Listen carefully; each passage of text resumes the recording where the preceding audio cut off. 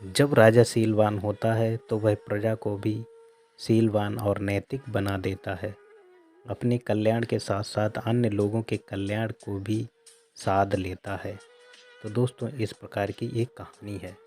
वाराणसी के राजा के समय में बोधिसत्व ने राजमहिषी के गर्भ में जन्म लिया था। नामकरण के दिन उनका नाम ब्रह्मदत्त कुमार रखा गया था।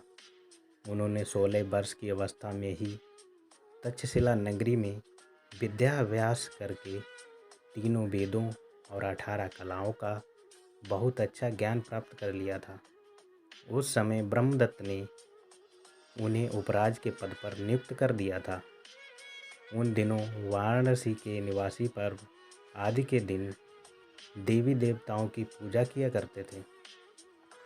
उस पूजा में सैकड़ों हजारों बकरियों, भेड़ों, मुर्गों और सूअरों आदि का वध होता था और इन मारे हुए पशुओं के रक्त, मांस तथा फल फूल आदि के साथ देवताओं की अर्चना हुआ करती थी।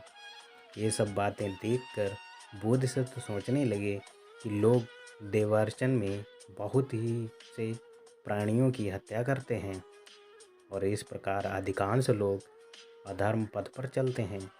पिता के मृत्यु के उपरांत जब मुझे राजपद मिलेगा तब मैं ऐसा उपाय सोचूंगा जिससे निष्ठुर प्रथा भी उठ जाए और लोगों को अपनी कोई हानि भी ना जान पड़े। मन में इस प्रकार का संकल्प करके राजकुमार एक रथ पर चढ़कर नगर से बाहर निकल गए। मार्ग में उन्होंने देखा कि एक बहुत बड़े वट वृक्ष के पास बहुत से लोग एकत्र हैं। लोगों का विश्वास था कि इस वट वृक्ष में किसी देवता का आविर्भाव हुआ है, इसीलिए वे वहां जाकर पुत्र, कन्या, यश, धन आदि बातों के लिए कामनाएं किया करते थे। बोधिसत्व रथ पर से उतरकर उस वट वृक्ष के पास पहुँचे। गंध पुष्प आदि के द्वारा उन्होंने उनकी पूजा की। उनके मूल में थोड़ा जल डाला और प्रदक्षिणा तथा प्राणिपात करके वे रथ पर बैठकर नगर को लौट गए।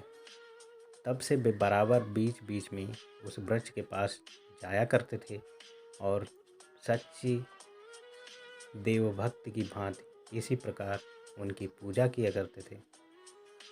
समय पाकर उनके पिता की मृत्यु हो गई और वे सिंहासन पर बैठे।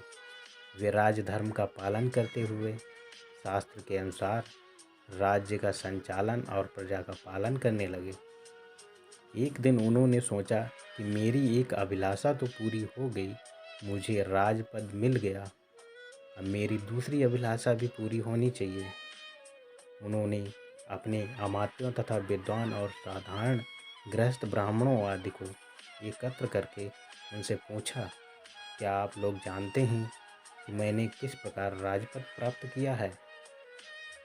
उन लोगों ने कहा, जी नहीं महाराज, हम लोग नहीं जानते। राजा ने कहा, क्या आप लोग जानते हैं कि मैं अमुक वट वृक्ष की केवल गंध और पुष्प के द्वारा पूजा किया करता था और केवल हाथ जोड़कर प्रणाम किया करता था? लोगों ने कहा, हाँ महाराज, यह तो हम लोग प्रायः देखा करते थे। राजा ने कहा, उस समय मैं प्रार्थना करता था कि जब कभी मैं राजपद पाऊंगा तब वृक्ष देवता की पूजा करूंगा और उन्हीं देवता की कृपा से अब मैं राजा हुआ हूँ, अतः अब मैं उनकी पूजा करना चाहता हूँ। आप लोग जहाँ तक शीघ्र हो सके पूजा का आयोजन करें। लोगों ने पूछा, महाराज, पूजा के लिए क्या क्या आयोजन करना होगा? राजा ने कहा, मैंने उस समय निश्चय किया था कि मेरे राज्य में जो लोग जीव हिंसा आदि दुष्कर्म करते हैं, झूठ बोलते हैं या इसी प्रकार और पाप करते हैं, उन्हीं के मांस और रक्त आदि से मैं देवता की पूजा करूंगा। अब आप लोग मेरी बजवाकर ये घोषणा करा दीजिए कि हमारे राजा जिस समय उपराज थे उस समय उन्होंने देवता के सामने निश्चय किया था कि राजपद प्राप्त करने पर मैं राज्य के समस्त दुशील मनुष्यों की बलि दूंगा। अब वे चाहते हैं कि प्राणी हिंसा आदि पाप करने वाले 1000 दुशील पुरुषों के मांस और रक्त आदि से पूजन करके देवताओं को तृप्त किया जाए। अतः नगर निवासियों को सूचित किया जाता है कि आज से आगे जो लोग इस प्रकार के पापाचार में प्रवृत्त होंगे, उनमें से 1000 मनुष्यों की बलि देकर राजा देवऋण से मुक्त होंगे। उसके उपरांत अपने उद्देश्यों और भी स्पष्ट करने के लिए बोधिसत्व ने आशय की गाथा कही। जिस समय मैं उपराज था, उस समय मैंने भक्ति भाव से देवताओं के सामने मन्नत मांगी थी कि यदि मुझे राजपद मिलेगा तो मैं 1000 पाखंडियों की बलि चढ़ाऊँगा। अब मेरी वह कामना पूर्ण हो गई है और मैं सोचता हूँ कि 1000 पाखंडी मुझे कहाँ मिलेंगे, पर मैं देखता हूँ कि अभी तक संसार में अनगिनत पाखंडी हैं।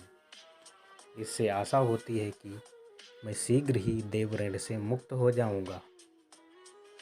अमात्य आदि जो आज्ञा कहकर वहाँ से चले गए और उन्होंने सारी वाराणसी में इसी आशय की घोषणा की, भेरी बजाकर कर दी। वह घोषणा सुनते ही सब लोगों ने दुशील कर्मों का परित्याग कर दिया। जब तक बोधिसत्व राजा थे, तब तक उनकी प्रजा में कोई भी दुशीलता के अपराध का अपराधी नहीं देखा गया।